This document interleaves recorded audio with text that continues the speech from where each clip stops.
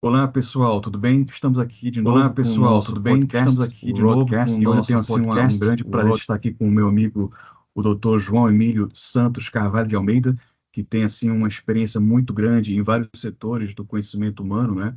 E ele tem assim um currículo bastante extenso, que se eu fosse ler aqui, levaria alguns minutos para poder ler toda a lista. Mas assim, entre outras formações que ele é bacharel em engenharia de informática, aí em Portugal, no caso. Ele tem mestrado em ciência da computação e também tem mestrado em inteligência artificial, que é um assunto bastante importante hoje em dia, no caso.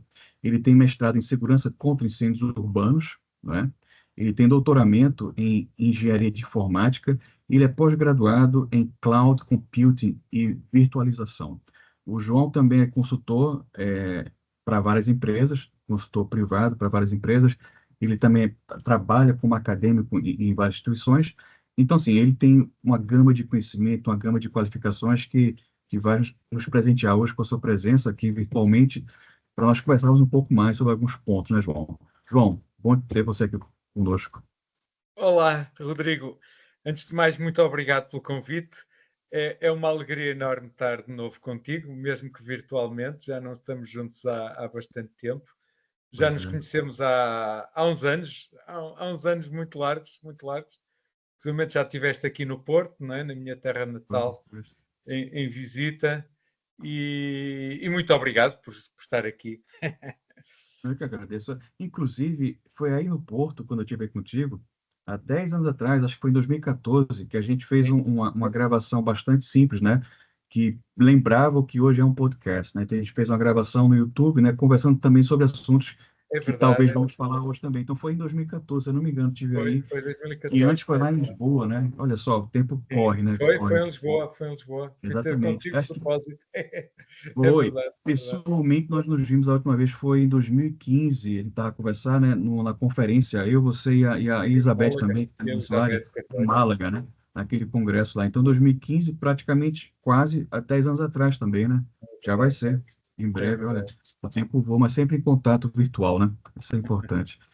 É Legal. isso. Ô, João, então, assim, para começar a nossa conversa, o bate-papo, vamos falar então sobre Fire Protection, né? O que é que te levou então a seguir essa área de proteção contra incêndios? O que é que te levou de fato? Porque você tem uma formação bastante eclética, né? O que é que te Uhum. levou a fazer e a atuar nessa área tão, assim, interessante que nós achamos, né? Específica. Que é específico, né? É, Específico. é assim, ó, Rodrigo, a vida tem as suas voltas, não é? E às vezes, agora para parecer assim intelectual, uma pessoa muito importante, há um filósofo espanhol muito famoso, Ortega Gasset, que diz que o homem é ele próprio e as circunstâncias, não é? Pronto, e a minha vida é feita de circunstâncias. E eu, portanto, formei-me em informática e trabalhei muitos anos numa seguradora, numa companhia de seguros.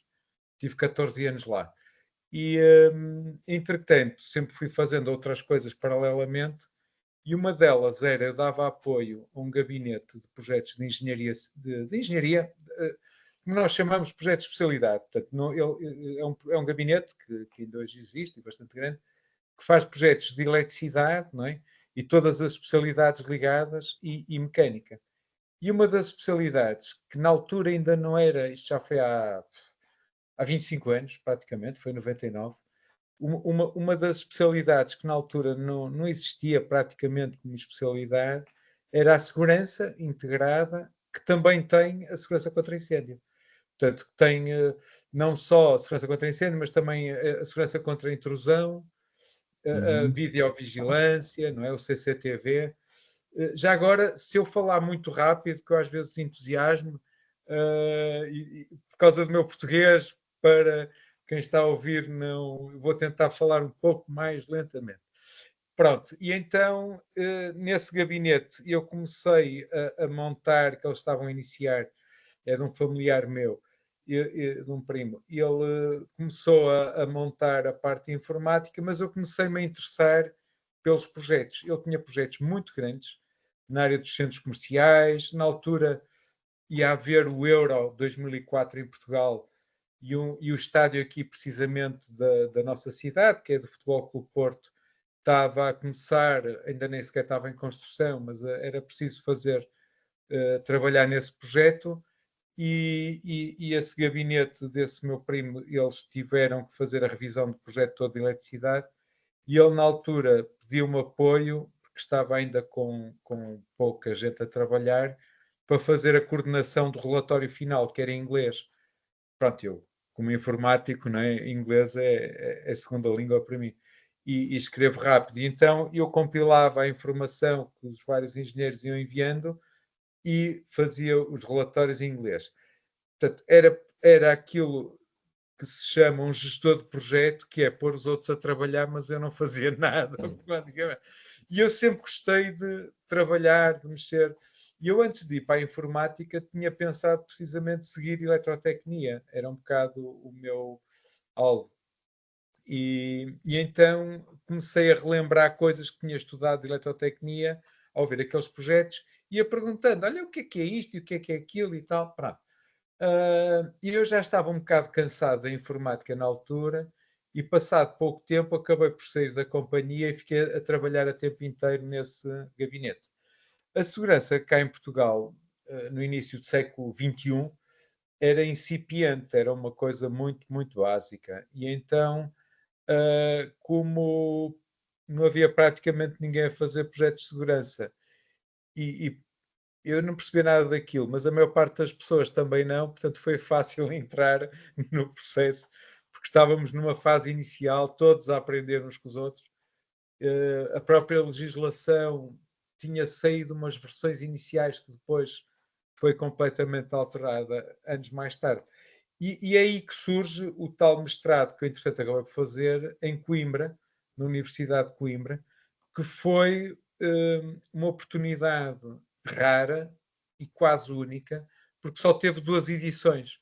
Porque normalmente, normalmente não, quer dizer, não há em Portugal nenhuma formação específica, mestrado ou licenciatura, em segurança contra incêndio urbano. Portanto, pronto, há umas especialidades na área dos incêndios florestais, porque nós cá temos muitos incêndios florestais, mas o incêndio florestal, como sabes, é uma realidade que não tem nada a ver com o incêndio de edifícios, o incêndio de compartimento, etc.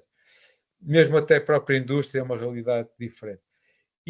Portanto, quando esse mestrado arrancou, e ele só teve 2 edições, porque é uma coisa tão específica que acabou por não ter continuidade, e eu inscrevi-me, fui aceito, e conheci aí o nosso amigo comum, Lessa Coelho, do LNEC, que tinha sido precisamente ele das primeiras pessoas a trabalhar na área em Portugal e a impulsionar a segurança ao incêndio, e também foi ele que esteve na gênese desse mestrado. E aí mudou completamente a minha vida, porque eu apercebi-me, quer dizer, eu já tinha tido essa noção, que o incêndio é enfim, eu não sou pirómano, não é? Não é uma coisa bonita, porque o incêndio normalmente é catastrófico, não é? Mas o fenómeno em si e tudo o que está envolvido é absolutamente fascinante, porque vai desde a química, da física, até às construções, até todas as áreas da engenharia, porque todas as áreas da engenharia do edifício têm alguma contribuição ou participação na parte da segurança, da arquitetura, dos caminhos de evacuação, a resistência da estrutura ao fogo, a eletricidade com os cabos resistentes ao fogo, a detecção de incêndio, a iluminação de emergência, tudo isso. Depois, na parte hidráulica, as redes de incêndio, né, os grupos de bombagem, cisternas. Cada um destes capítulos, chamemos-lhe assim, é um mundo em si só, não é? Quando nós falamos em sprinklers, não é? Há gente que só passa toda a vida a trabalhar em sprinklers e só em determinado tipo de sprinklers, não é? Pronto, Exato, exato. portanto, isto é uma área fantástica. E depois eu acabei por gostar particularmente da parte humana, ou seja, da parte da gestão dos edifícios e o comportamento humano, e aquilo que nós agora em Portugal se batizou como medidas de autoproteção, mas que eu, na minha tese de mestrado lá na Universidade de Coimbra, Na altura não havia ainda esse nome, eu chamava-lhe, enfim, era o nome que chamávamos, Organização e Gestão da Segurança, que é os planos de segurança, os planos de emergência, os simulacros, toda essa problemática, e que é uma área onde já na altura era complicado, mas 20 anos depois continua ainda a ser uma área bastante crítica, porque há muita falta de cultura de segurança, não é? As pessoas pensam muito, esses incêndios, isso é raro, não é comigo, não é? Quer dizer, isso, pronto, há essa questão. E pronto, passo-te a bola para calar um pouco. Não é interessante você falar essa questão, né, João? Assim, se me permite, eu acho que a nossa área de Fire Protection, a área específica de Fire Engineering, né, ou engenharia de contra incêndio no caso, eu acho que eu faço uma analogia que se assemelha muito, de repente, vamos supor, ao direito, né? Então, você tem o direito, que é uma disciplina que tem direito civil, penal, enfim, criminal, e aí vai. Ou mesmo a medicina, no caso. Você tem a medicina, tem a parte básica, aí tem oncologia, tem, né, a parte de ortopedia, pediatria, e por aí vai. Na nossa área, especificamente Fire Protection, né, ou Fire Engineering, a gente diria, como você falou, tem a parte de sprinklers, tem a parte também de construções, tem a parte de a gente chama de Fire Compartmentation ou Passive Fire Protection Measures, né, no caso, Human Behavior. Então, é uma área fascinante, porque você encontra não só a questão mesmo do conhecimento, como você falou, da química, porque o incêndio é uma reação química na combustão, mas também tem várias especificidades, né? Detecção é uma área específica, aí tem controle do fumaça também é uma área específica, né? Então, assim, é uma área nova, mas bastante vasta, e cada vez mais a gente vai se especializar, né? E falando nessa área específica mesmo do Fire Protection mesmo, como é que é o contexto aí de Portugal, né? Do Fire Protection, da proteção contra incêndio, como é que se estrutura essa realidade portuguesa nessa área? Tem como você falar um pouco?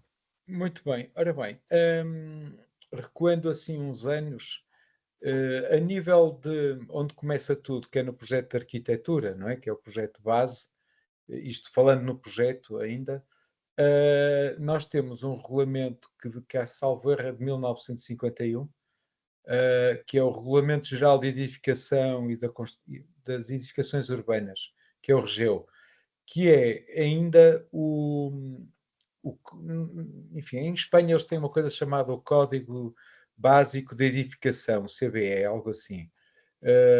No UK, que tu conheces muito bem, como é que se chama? No UK é ajuda-me, no UK é Ok. as normas de construção de Ah, segurança, sim, a gente chama de Building Regulations, né? as Aí, Building em UK, Regulations, pronto, que em é o UK a gente código tem, da construção. aí É o você código da construção. tem uma parte Isso. que é a parte B, né? Que seria a Sim, parte exatamente, é isso. que é só fire safety, né? E em UK, no caso, a gente Exatamente. trabalha para Pronto, Inglaterra e País de Gales, é a mesma legislação. Aí exato. muda para a Escócia e muda para a Irlanda do Norte. É um pouquinho A mais Irlanda do Norte, complicado, mas em essência, a base é a mesma, né? A é base é a mesmo. mesma. Isso precisa dar uma conversa por si só, né? É, e Legislações, então, né? aqui esse tal Regeu, que é ainda de 1951, portanto, ainda do tempo do Salazar, do antigo regime, não é? Ele mantém-se com poucas alterações. E então, nós sabemos que o mundo mudou já muitas vezes depois de 1951. Portanto, o que é que quer dizer? Quer dizer que aquilo tem um conjunto de normas muito básicas, muito pequenas, digamos, para a complexidade que é um edifício hoje em dia, que é extraordinariamente complexo e que tem muitas especialidades, muita tecnologia envolvida. E, portanto, grande parte do que é a segurança ao incêndio, designadamente aquilo que referiste ainda agora, que é a passiva, não é? A largura das portas, a localização das saídas, o tipo de saídas das portas, se abre no sentido de saída ou não, se é porta corta-fogo ou não, as distâncias a percorrer, largura dos corredores, o próprio tipo das escadas e como é que elas são, se são Uhum. compartimentadas ou não.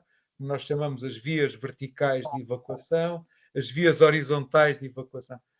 Tudo isso, por incrível que pareça, está no código de segurança ao incêndio. Ou seja, Sim. o projetista de segurança ao incêndio foi uma das principais descobertas que eu fiz quando trabalhava em projetos com arquitetos e engenheiros das várias áreas e das várias disciplinas, e eu apercebi-me que o engenheiro de segurança ao incêndio era aquele que tinha, não digo maior poder, mas que tinha influência em todas as É, pequenas áreas.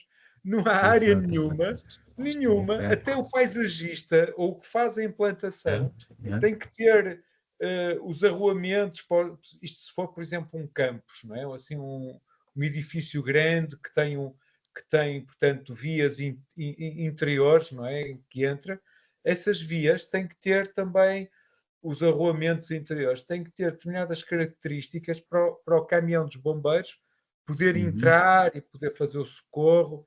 Portanto, não é feito de qualquer forma. Aquilo tem que ter uma largura, raios de curvatura, ou seja, o nosso, isto é em Portugal, mas eu E é para tudo. em É, todo o mundo é assim, não é? E, portanto, exato, nós exato. temos que ser hum, multi-especialistas nas várias áreas, não é? Exato, exato. Tem uma Não, série de áreas que engloba. E, portanto, em Portugal, como é que as coisas funcionaram? A partir dos anos, em 88, salvo erro, há um famoso, 89, agora não me recordo, 88, há o famoso incêndio do Chiado, que foi um incêndio muito grande na Baixa de Lisboa, que despertou, e foi precisamente o engenheiro Lessa Coelho, que ele estava no LNEC nessa altura, que foi convidado, ou enfim, ou chamado, a fazer a primeira legislação específica de segurança ao incêndio. E então, nesses anos, saíram vários diplomas específicos para determinado tipo de construções. O primeiro era para a habitação, depois saiu um que era só para edifícios públicos, depois mais tarde saiu um que era a trilogia, que eram três, um para o ensino, portanto, tudo que era escolas, outro tudo que era edifícios de saúde, hospitais, etc. E um terceiro, que já não me recordo, acho que eram os administrativos, salvo erro, portanto, edifícios de escritórios e assim. Depois saiu para os centros comerciais, depois para a indústria.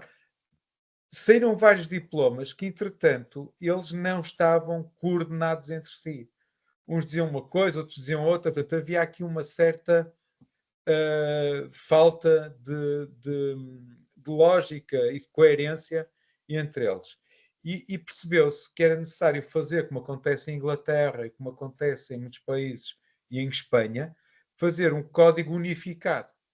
E então foi muito curioso, porque quando estava a fazer o tal curso em Coimbra, praticamente todos aqueles que foram os nossos professores desse curso faziam parte da comissão que estava a elaborar o novo código, que é o que está atualmente em vigor. Portanto, nós vimos aquela criança, não é? Aquele ser, digamos, a ser preparado, gerado, e quando ele foi publicado, nós já tínhamos basicamente um conhecimento interno, intrínseco, como é que ia ser. Pronto, portanto, essa publicação foi em 2008, finais de 2008, ainda tem 16, 17 anos, tem vindo a ser aplicado com muita dificuldade, porque há um conjunto de obrigações que são, como é que é de explicar? Ele foi feito para edifícios novos, não tem uma contemplação, digamos, para edifícios existentes. E Portugal, como tu sabes, principalmente as cidades, as nossas cidades, todas elas, têm um centro histórico, não é? Que agora até com o turismo tem vindo a ser reabilitado, e em que há dificuldade em implementar aquelas regras que são muito exigentes, e mesmo para um edifício novo é difícil às vezes aplicar todas as exigências do nosso código, mas para um edifício existente, e tu sabes que cá em Portugal os edifícios são muito pequenos, estreitos, não é? Com, por exemplo, escadas abertas em madeira. Eu, se quiser pôr uma escada enclausurada num edifício que tem uma área muito pequena, não dá, não tem espaço, quer dizer, é muito complicado.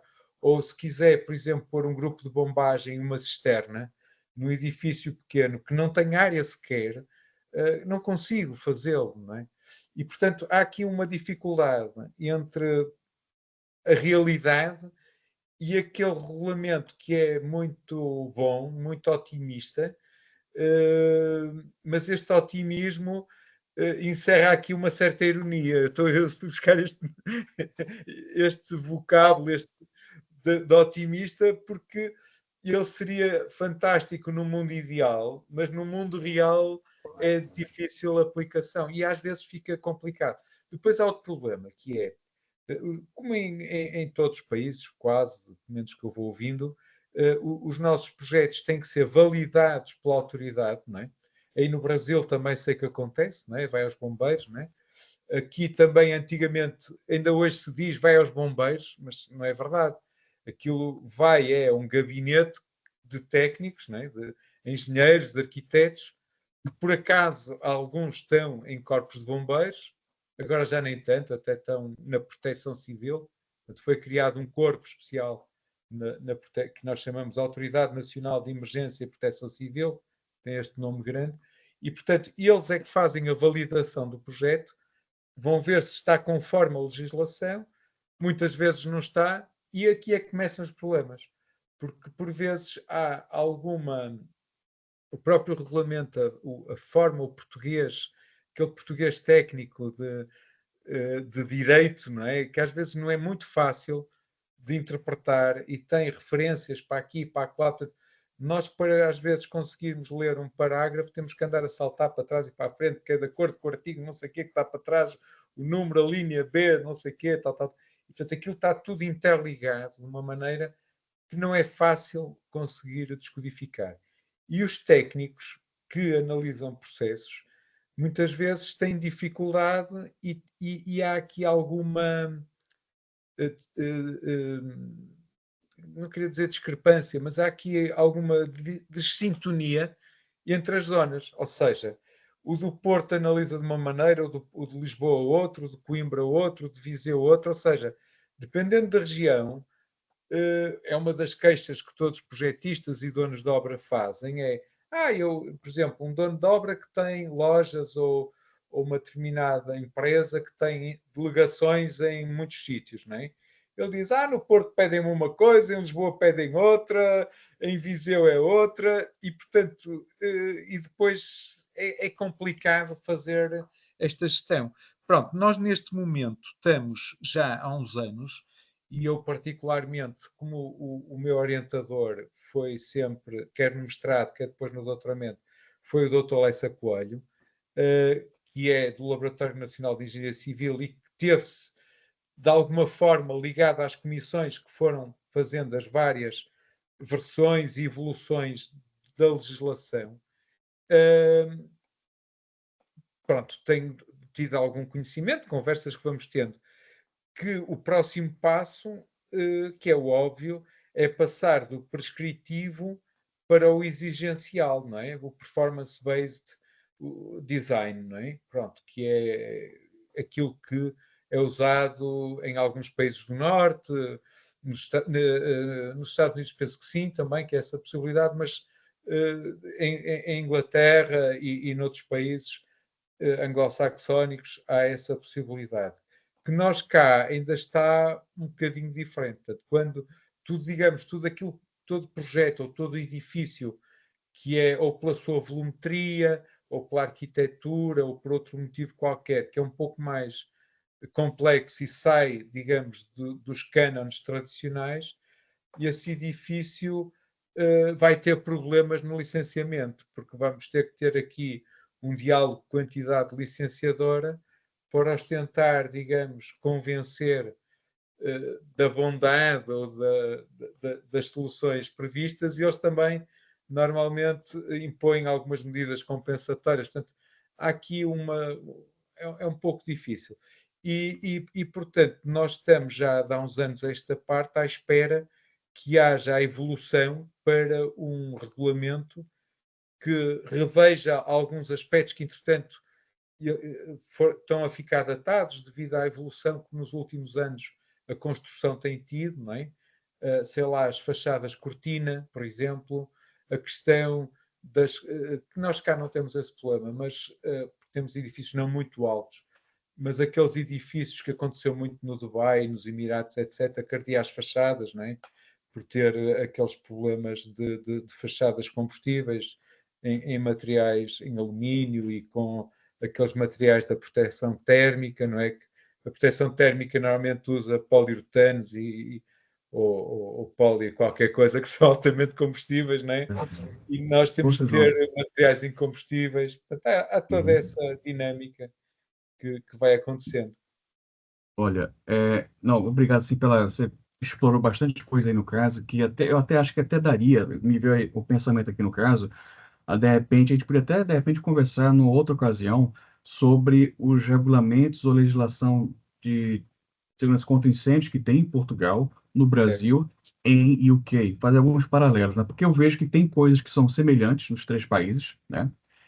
E coisas que são bem diferentes, sim, né? Mas acho que o princípio básico é quase que semelhante, para falar a verdade. Agora, o que muda, em verdade, são as diretrizes mais em termos de legais, né? Quem é a Sim. pessoa, quem é a autoridade que vai aprovar um projeto, por exemplo. Então, no Brasil é de uma forma, em UK é completamente diferente no caso, né? Então, há um debate, talvez, ou há, digamos, uma discussão, qual que seria, talvez, a melhor forma. Eu acho que não tem uma melhor forma, acho que tem, na minha visão, isso é outra conversa, mas é ter o código muito bem claro, isso é uma coisa fundamental, bem claro mesmo, e aqueles que vão estar envolvidos tanto no projeto como na aprovação do projeto tem que ter capacitação, né? Tem que Isso. saber de fato, né?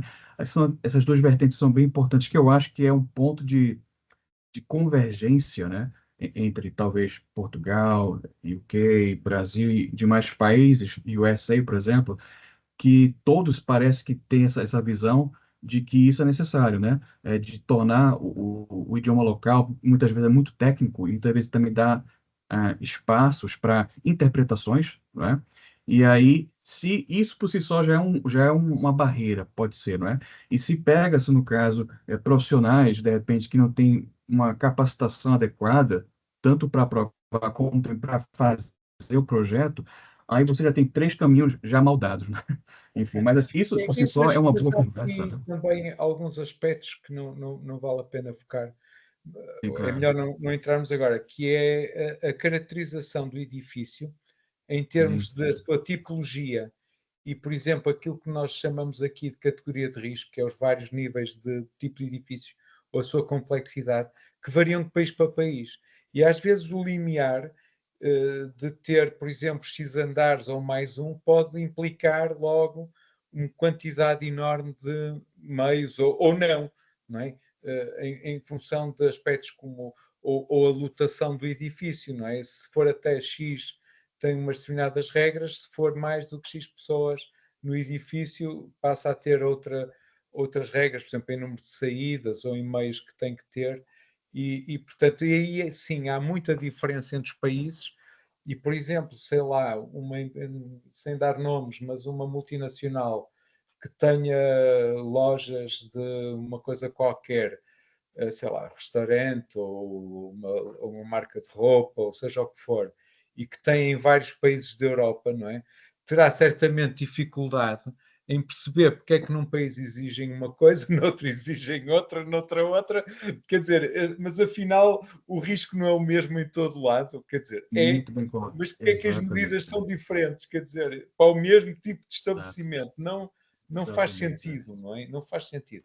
Daí É. que, por exemplo, o Lessa Coelho, eu tenho como uma referência e falo muito nele, ainda ontem estivemos juntos até numa tertúlia também de segurança ao incêndio na Associação Portuguesa de Segurança ao Incêndio e estivemos a falar também de alguns temas, mas para mim, e não só, olha, tive o outro dia com alguém que tu conheces, penso muito bem, que é o professor Torero, José Sim, Torero. sim, sim, claro, Ele esteve em claro. Lisboa este ano, numa conferência, eu estive com ele e com a Elizabeth, e o professor Torero falou do caso de Grenfell, não é? Em que, pronto, não vou abordar agora esse caso, mas em que ele, no fim, a certa altura, ele dizia que a solução, ou melhor, a aplicação na íntegra da legislação de um país, seja ele qual for, ter todos os meios de segurança e estar de acordo com a legislação, não falhar absolutamente nada no edifício, não quer dizer que o edifício seja seguro. Claro, é absoluto, é absoluto. Em absoluto, não é? E, portanto, Exato, exato. o problema põe-se ao contrário, ou seja, para nós sabermos qual é o nível de segurança de um edifício, teremos que ter um método de análise de risco, não é? Que Uhum, nos permite uhum. identificar para aquele edifício qual é o nível de risco aceitável, porque há sempre um risco, Sim, não é? sim. E qual Exato, é o exato. nível que aquele edifício, com aquelas condições, com aqueles meios, etc., qual é o nível de risco que ele tem, se é um nível aceitável ou não. Exato, exato, exato. E esse é o primeiro problema, porque não há nenhum método de risco que seja hum, universal ou minimamente aceito por toda a gente, porque toda a gente tem um modelo de risco diferente, há uma concepção Exatamente. diferente e, portanto, não há consenso aí. Não havendo consenso aí, Sim, sim. também não pode haver consenso nas medidas a aplicar, não é? Exato, exato. Há aqui Até o muito próprio a dizer nesta área, muito, muito, muito. muito, muito. Isso é um ponto bem interessante, porque até o próprio conceito de risco, né, ele vai Isso, estar muito atrelado à percepção de risco de outrem, né? Então, de repente, um indivíduo vai ter uma percepção diferente de risco para o mesmo evento, por exemplo, no caso, né? Claro que essa percepção ela vai estar menor, esse delta de diferença entre a percepção de indivíduo A e B vai estar cada vez menor, quase que semelhante, a depender da experiência e da capacitação, etc e tal. Mas, no geral, a gente tem percepções diferentes de risco. Aí, então, o que falar de uma sociedade em si? Então, muda, né? Questão exatamente. cultural, percepção de risco e tal. Então, acho que isso por si só é complexo. Agora, o que eu acho interessante também é que, na questão mesmo, sem adentrar em questões mais específicas de incêndio A, B ou C, porque isso por si só Uhum. é bastante Muito.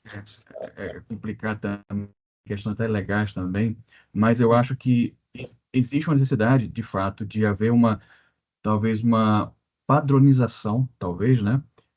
Pelo menos coisas básicas, de conceituação mesmo, e está até já acontecendo aos poucos, mas existe isso. E você falou uma coisa interessante, porque mesmo que num projeto, seja aqui em UK, ou no Brasil, US, Portugal, quaisquer países, se ele for bem feito, entre aspas, bem feito também com base num código local, o código por si só, ele é falho, ele nunca vai ser 100% perfeito. Aí você tem que ter aquela pessoa que fazendo o projeto muito bem, corretamente e tal. Aí o projeto em si, ele sendo em agreement, de acordo com o código, certo? É uma coisa. Aí tem a questão da construção em si, que já é uma outra, né? Se não for bem Exatamente. construído, se não for bem instalado e tal, já se cria possivelmente uma outra problemática.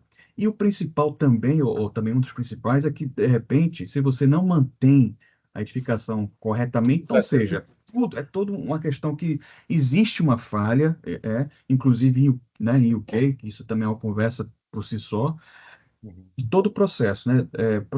Do projeto, da construção e da manutenção. Isso por Certo. si só é o que eu chamo de uma tríade complexa. E se me Mas o permite, ponto há aqui principal um aspecto importante que aham, falta referir, que é a exploração. Está ligado à manutenção, eu sei, mas há sim, a exploração.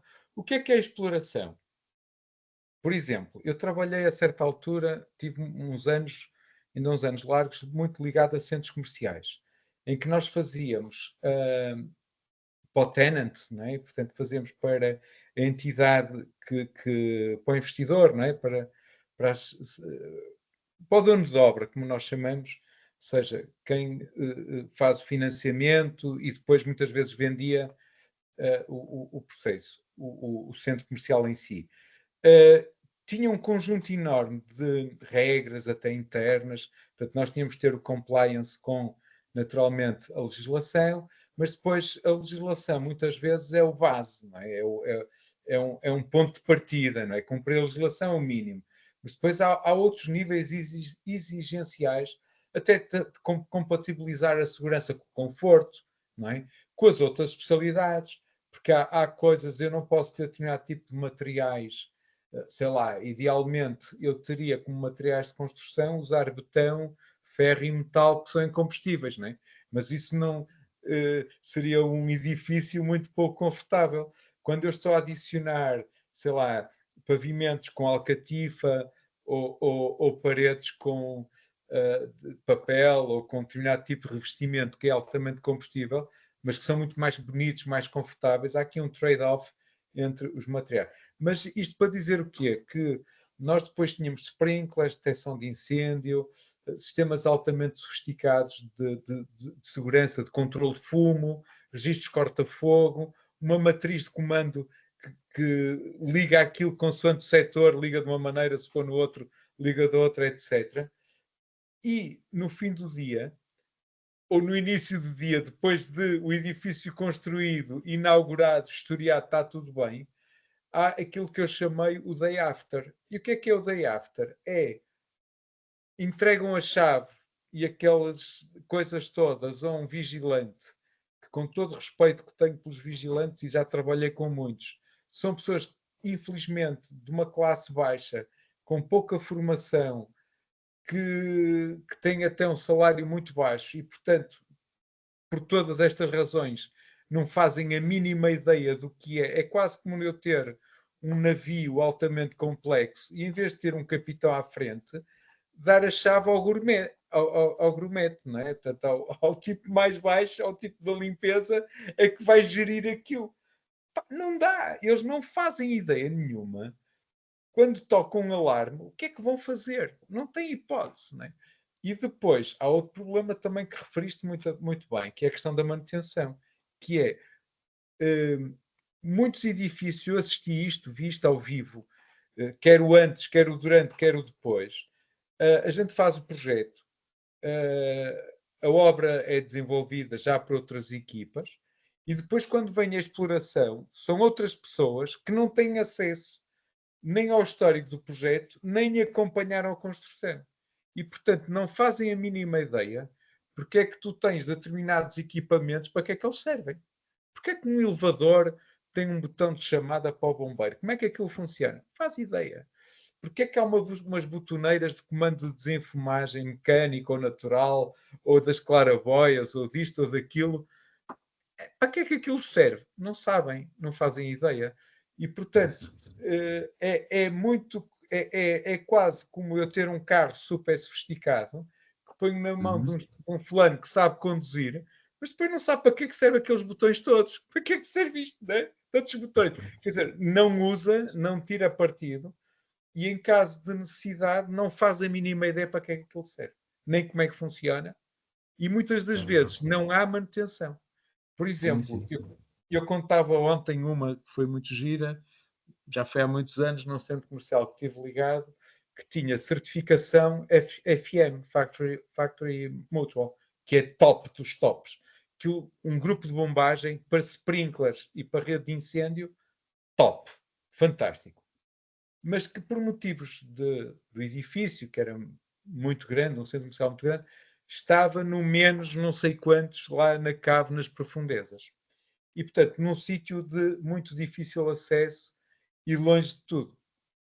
Uma das questões que se levantou ainda em projeto era esse tipo de grupo de bombagem, portanto, que tem até tem dois motores principais, duas bombas elétricas e uma diesel, uma auxiliar diesel. Se aquilo entrasse em funcionamento, a paragem é manual, faz parte da regra da certificação. E uma das questões que se colocou foi, bem, se isto entretanto entra em funcionamento por qualquer motivo, porque, por exemplo, alguém usa o carretel para fazer lavagem dos lugares de estacionamento, não é? Ou inadvertidamente, aquilo arranca o grupo de bombagem e ele nunca mais para. Portanto, é preciso ir alguém lá ao sítio técnico, fazer a paragem, senão aquilo vai até arrebentar. E então faltava um sinal técnico na central de incêndio, no posto de segurança, que estava não sei quantos pisos acima, noutro local. Portanto, foi aqui um problema de concepção. Aconteceu que ficaram as instalações técnicas num lado e a central de comando no outro, muito longe. E não havia ligação entre eles. e disse, bem, e tal, não há problema, porque isso tem muitas câmaras, não sei o quê, não vai acontecer. Bem, aconteceu apenas 2 semanas depois do shopping ter entrado em funcionamento. Alguém usou para lavar o pavimento, os cartões, arrancou o grupo de bombagem, aquilo não dá sinal, não se ouvia, não é? E ele foi até partir. Portanto, aquilo arrebentou, aquilo foram dezenas de milhares de euros na altura de reparação. Foi caríssimo. Já foi há quase 20 anos. E, portanto, isto é um exemplo entre muitos outros. Eu posso dar um outro exemplo de um sítio que sabia que sempre que havia um falso alarme, os registros corta-fogo abriam, mas depois não tem rearme automático. O rearme era manual. Como o rearme não era feito, todo o sistema da AVAC de ar-condicionado ficava a trabalhar errado. E depois tinhas calor, tinhas frio, quer dizer, o centro comercial não trabalhava bem, e está calor, está abafado, está isto. Pois, claro, então os registros de corta-fogo abriram, está em modo incêndio, e aquilo rearme tem que ser manual. Foi uma opção, não quiseram gastar mais dinheiro em registros motorizados na altura. Portanto, são pequenos pormenores que são por maiores, podem criar muitos problemas, inclusivamente. Eu morei num prédio de grande altura que tinha registros corta-fogo em todos os pisos. Quando aquilo disparava, abria. E o que é que ia acontecer? E depois não fechava. Tinha que ser o vigilante, o porteiro, ele nem fazia a mínima ideia o que é que era aquilo, nem sabia. Eu é que lhe tive a ensinar como é que era. E volta e meia dizia, olha, senhor tal, eu tenho que ir lá ao piso tal, que eu passei lá e vi que tem o registro aberto, tenho que o fechar. Eu tinha aqui com uma escada, e aquilo não era fácil. Era da Francer, uns todos sofisticados. E, portanto, ninguém sabia o que era aquilo. Um dia que houvesse um incêndio, tendo o registro aberto, aquilo ia propagar o fumo para todos os pisos. Mais valia não ter aquilo. Portanto, às vezes até estes sistemas podem ser, não estando a ser bem usados, podem ser ainda mais Exatamente. perigosos, não é? E Exato. contribuir para o aumento do risco. Não é? É uma... Exato. Olha, isso por si só, porque isso dá uma conversa muito boa e tecnicamente bastante interessante, porque são vários pontos. A gente falou projeto, a construção e a manutenção. Na manutenção, aí a gente pode, você falou, tem uma expressão em inglês que less is more, né? Muitas vezes a gente faz o negócio mal feito, se não mantém bem, a gente pode dar uma falsa impressão de que está seguro. Tá aqui um exemplo, se você tem sprinklers estão lá instalados, mas vamos supor que foram até bem instalados, mas não foram bem mantidos, certo? Então as pessoas vão lá e fazem modificações e sem atentar e tal. E Posso dar um você exemplo, se me pode, claro. permite? Fui Uhum, testemunha de um centro comercial em que eles, com receio que aquilo disparasse e estragasse a loja, tinham uhum. simplesmente a válvula desligada. Não, mas infelizmente é bem comum, né? Mas sabe o que acontece? Assim, é, pelo menos em UK, não que ocorra com 100%, né, digamos, compliance, né, mas tem uma legislação que é um law, né, é um law, legislação que define, por exemplo, que se chama de responsible person, ou responsible persons, ou the accountable person, ou seja, É, a pessoa que é responsável por aquela edificação, geralmente é o dono dela, no caso, né, é, seja ela residencial, comercial, enfim. Então, ela tem uma responsabilidade legal para o health and safety, né? A saúde e segurança, e que inclui também o fire safety, né? O fire protection e exato. tal, que é a segurança contra... Então, ou seja, toda essa questão mesmo da manutenção, a pessoa, né? O responsável ali, legal, tem que prestar contas, geralmente, né? Geralmente tem ali um departamento específico em UK que vai anualmente ou até em poucos tempos, no caso, em menor, em curto tempo, aliás, para verificar. Mas isso é outra conversa, assim, é bem Isso. específica. Mas É. mesmo assim, tendo digamos, essa cláusula legal, ainda ocorre, né? Ocorrem muitas, digamos, falhas. Ocorrem, por quê? Porque não se tem contingente, né? Para poder Se me fiscalizar permites aquilo ali. rapidamente, nós em Portugal temos, a nossa legislação aí tem uma coisa Hum, muito interessante, que é, além de definir eh, que todos os edifícios têm o responsável de segurança e, naturalmente, como disseste bem, ou é o proprietário ou o explorador, seja uma pessoa individual ou uma pessoa coletiva, mas se for uma pessoa coletiva, uma empresa, uma organização, será o responsável da organização, ponto. Tem que haver um presidente, um diretor, há de haver sempre alguém. Portanto, como dizemos aqui, a culpa não pode morrer solteira. Depois, essa pessoa pode e deve delegar funções num delegado de segurança, ou seja, delega no delegado de segurança, que assim será alguém que será quase como se diz agora nas empresas, o CEO responsável pela implementação das medidas de segurança, que podem incluir o health and safety, não é? Normalmente eles estão interligados, não é? Pronto, toda a segurança e higiene do trabalho, toda essa parte da proteção, da segurança, e que tem também o fire safety e o fire engineering. E também tem a nossa legislação uma coisa muito interessante, que é as inspeções regulares, ou seja, periodicamente os edifícios têm que ser vistoriados. Qual é o problema aqui? O problema aqui é que nós temos centenas ou mais de milhares de edifícios e o número de técnicos das próprias entidades licenciadoras são meia dúzia deles. São literalmente umas dezenas, são muito poucos. É humanamente impossível eles conseguirem vistoriar tudo. Portanto, eles vão vistoriando por alguns pedidos, algumas coisas com maior gravidade, edifícios ou industriais, ou edifícios que têm mais gente, ou sei lá, salas de espetáculo, ou hospitais, ou escolas, ou universidades, pronto, aqueles edifícios ou hotéis de maior dimensão, pronto, aqueles edifícios que têm maior número de pessoas, uma maior perigosidade ou até uma maior visibilidade. Mas há depois muitos outros que ficam digamos, debaixo, que passam por baixo desse circuito, não é? Passam à margem. E muitas das vezes esses que não estão vistoriados, nem têm medidas, nem têm projeto, não têm coisa nenhuma, mas também estão ali tão fora que não são percepcionados, não é? Criam aqui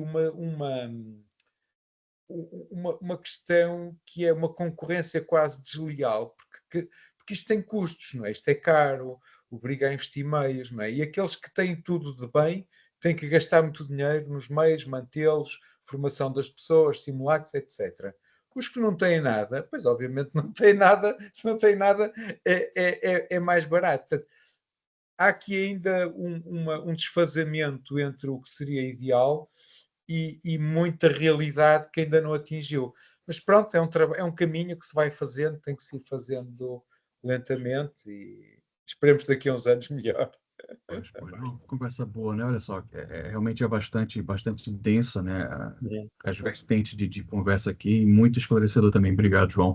João, então, a gente está aqui falando sobre Fire Protection, né? Segurança contra incêndios. A gente sabe que você tem mestrado e doutoramento, né? Você tem como falar rapidamente sobre a tua experiência nessas duas áreas? Enfim, um resumo aí. Muito bem. Isso. Ora bem, como eu estava a explicar, eu comecei, portanto, nesse tal gabinete onde dava apoio informático, comecei também, era gestor de projetos e depois eu também queria fazer projetos. Como eu não podia fazer projetos de eletricidade, embora tenha tido formação de eletricidade, mais tarde é que enverdei pela informática, mas não tenho a certificação para fazer projetos de eletricidade, então comecei a fazer os tais projetos de segurança. E ao fazer esses projetos de segurança, foi quando entrei na segurança contra incêndio. E depois fui fazer mestrado e mais tarde doutoramento. No mestrado, eu trabalhei essencialmente com isto que acabei de falar, ou seja, a minha tese, a minha ideia era o day after, portanto, não o projeto, não a construção, mas a exploração e a manutenção. E que é uma coisa onde falha muito, ainda hoje falha. Mas o nosso regulamento que saiu em 2008, o tal regulamento que há pouco falava atrás, feito, conheci praticamente toda a gente que trabalhou nele, a principal e a maior revolução que trouxe foi a obrigatoriedade de todos os edifícios, mesmo os existentes, implementarem aquilo que se chamou medidas de autoproteção.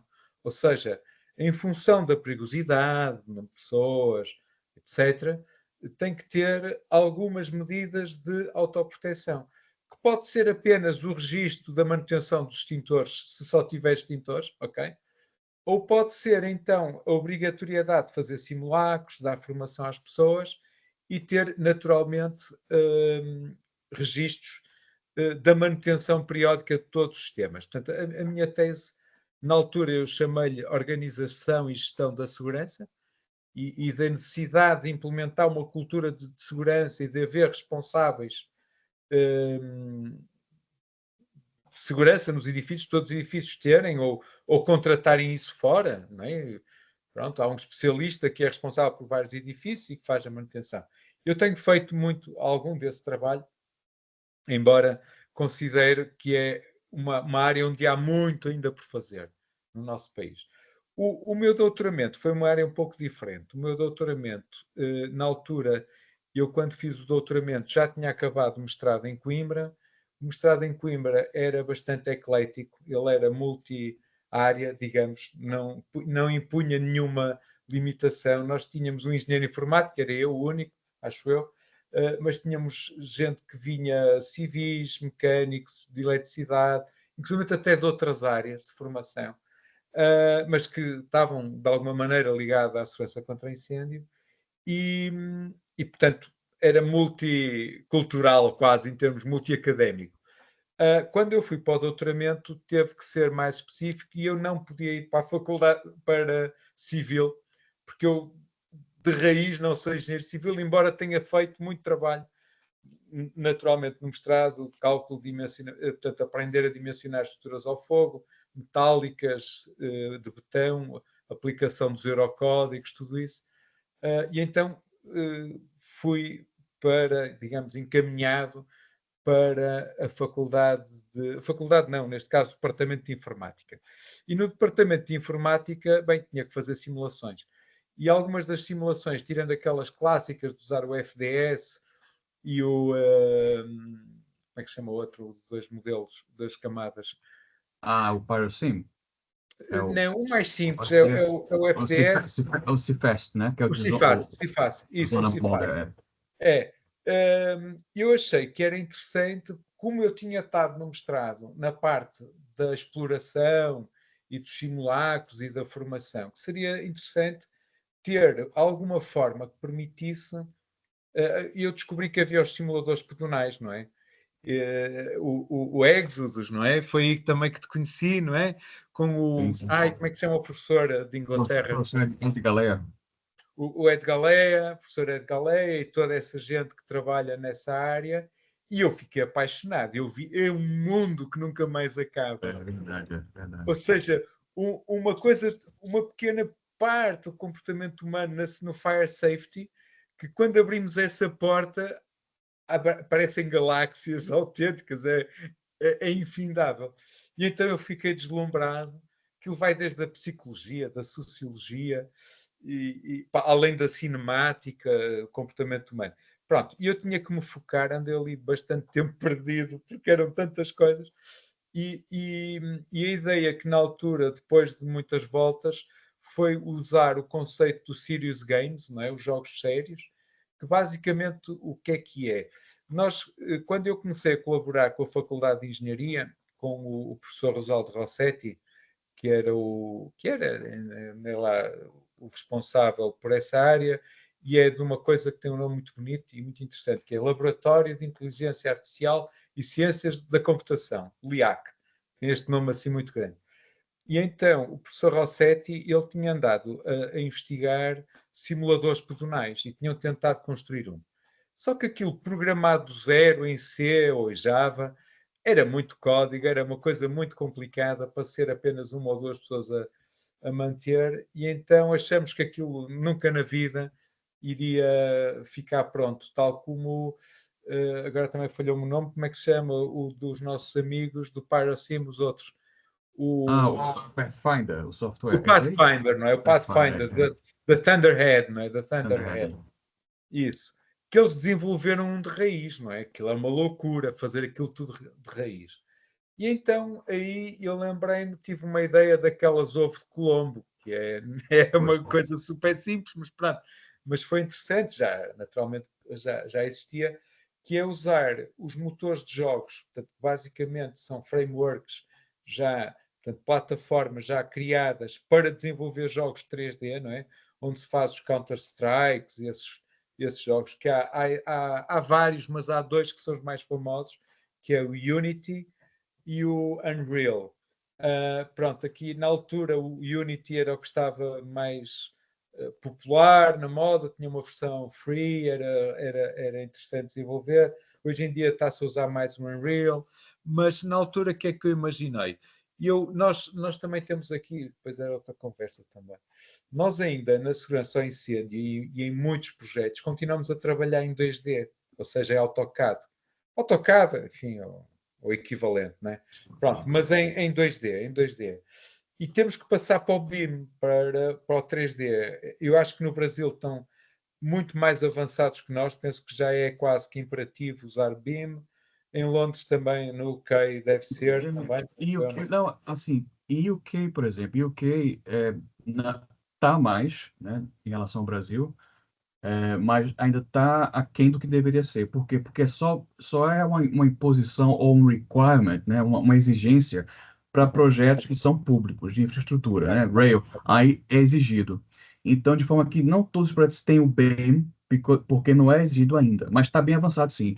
No Brasil também se avançou bastante, mas não está como deveria estar também, não. Comparando o Brasil com o UK está anos-luz da frente, No Brasil. mas mesmo lá, né, mesmo em UK, a coisa ainda não está como deveria ser, porque o correto mesmo era você ter BIM em todos os projetos, Em todos os projetos, em claro. todos os leis e dimensões, no caso, né? E essa é a tendência até para estar em consonância com a sustentabilidade, né? A questão de digitalização dos projetos e tal. Claro. Mas se avançou muito, tem até algumas ISOs, né, já desenvolvidas, mas eu vejo em projetos reais que eu trabalho, né, em UK, que são poucos. Eu conto no dedo quais são os projetos que tem. Ok, Tá? ok. Pensei que tivesse Olha, mais desenvolvido. Eu aqui há uns anos ouvi dizer que no Brasil, que pelo menos projetos grandes, de grande dimensão, obras públicas, que públicas. exigiam que sejam em BIM. Não sei se é assim ou não, no Brasil. Está Talvez alguns caminhando, né? estados. Pois. Talvez alguns estados. Mas isto para dizer o quê? Que, apesar de tudo, muitas vezes, mesmo que não seja obrigatório, os arquitetos já têm pelo menos a estrutura ou parte do edificado em 3D, não é? Em wireframe, não é? Que tem só as arestas em vetorial. Portanto, tendo esse modelo já desenvolvido, é relativamente fácil transportá-lo através de conversores de fecheiros, né? Passar do CAD para dentro do motor de jogo e a partir daí eu tenho como é que chama aquilo? O SimCity ou uma coisa assim, era outro nome de um jogo que era o não sei quantos Sim, que foi esse exemplo que eu usei na altura para o meu mestrado, não é? Para o meu doutoramento. Era o Sim qualquer coisa. E então, qual foi a minha ideia? Foi pegar precisamente na arquitetura de um edifício, metê-lo num motor de jogo, mobilar, pronto, teria que ter algum trabalho, ou seja, mobilar no sentido vestir, se é permitida a expressão, o edifício no seu interior, recheá-lo com todos os obstáculos e para ter um aspecto realista, não é? E a partir daí eu poderia jogar o jogo da evacuação. E mais ainda, usando, depois também já foi há mais de 10 anos, bem mais, eu comecei em 2010, já há quase 15, que comecei no doutoramento, depois aquilo foi estendendo.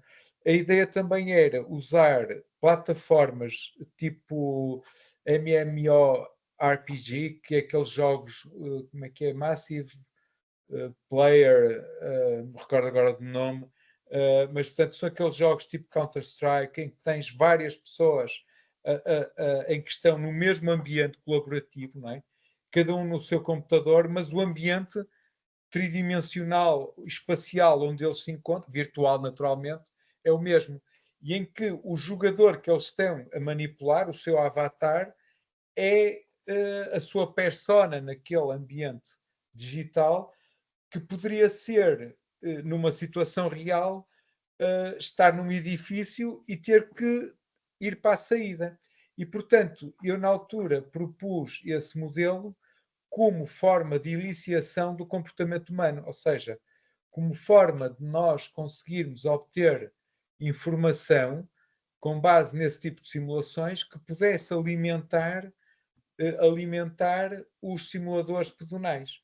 Portanto, ter aqui um processo de simulação que tem um nome técnico muito engraçado, que é Human in the Loop, ou seja, ter aqui um ciclo em que está o humano também envolvido nesse ciclo. Portanto, que é um ciclo de simulação em que o humano interfere na simulação e os resultados da simulação vão ser usados para a própria simulação em si, em que eu poderia ter, por exemplo, os chamados NPCs, que é Non-Playing Characters, que seriam, portanto, outros agentes, portanto, outras pessoas que estariam. Vamos supor, por exemplo, que eu estou numa escola, ok? Eu estou numa escola e na sala de aula cada aluno tem o seu computador à sua frente e em vez de quando toca o alarme ele ter que sair e ir para a saída, não.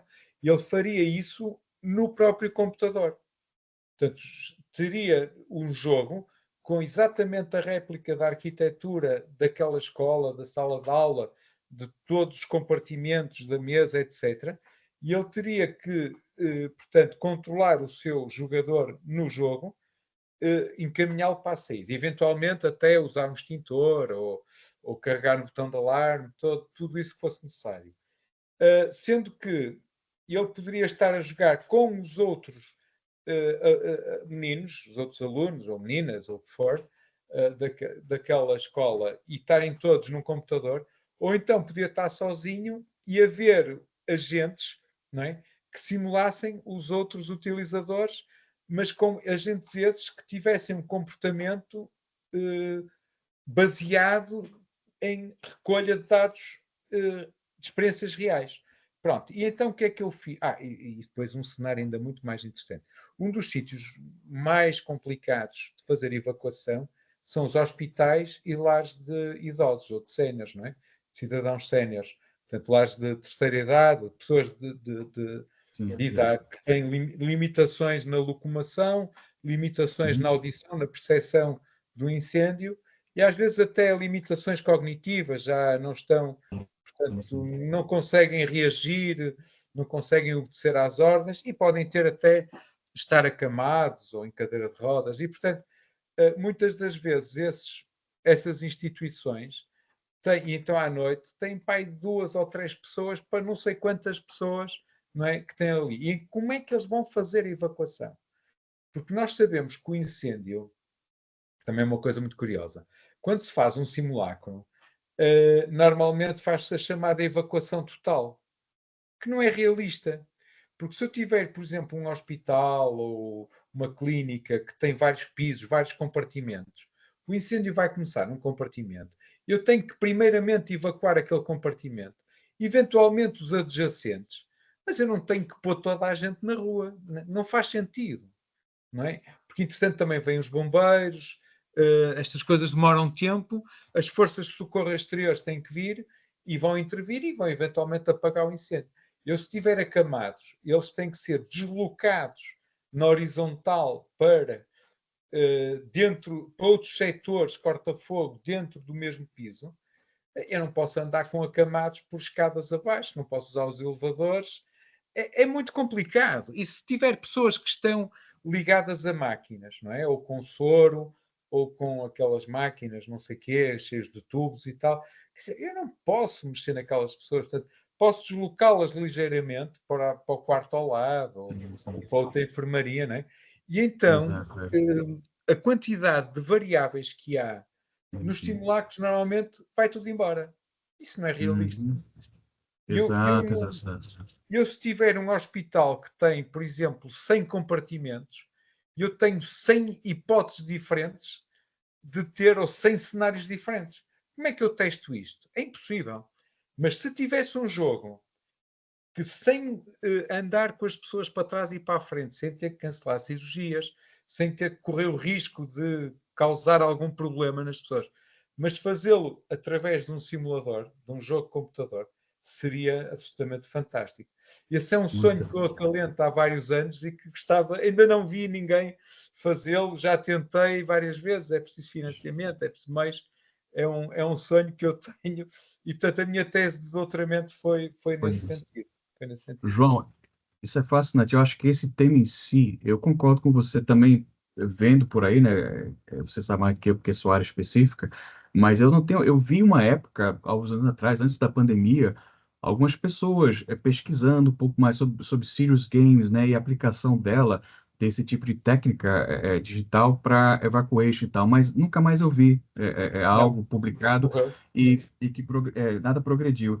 E de fato, assim, acho que realmente é uma ferramenta digital, como você bem sabe, que tem um potencial imenso, não só para projetar, mas como gerenciar, né? Hospitais, por exemplo, lá em UK a gente faz o seguinte, a gente tem os modelos computacionais, acho que talvez o Exos que eu conheço um pouco mais, tem recursos que você consegue fazer dentro do software para poder meio que enganar o software dizendo, olha, não é para evacuar agora, né? Mas mesmo assim tem um trabalho quase que imenso para poder colocar as variáveis durante a preparação da simulação.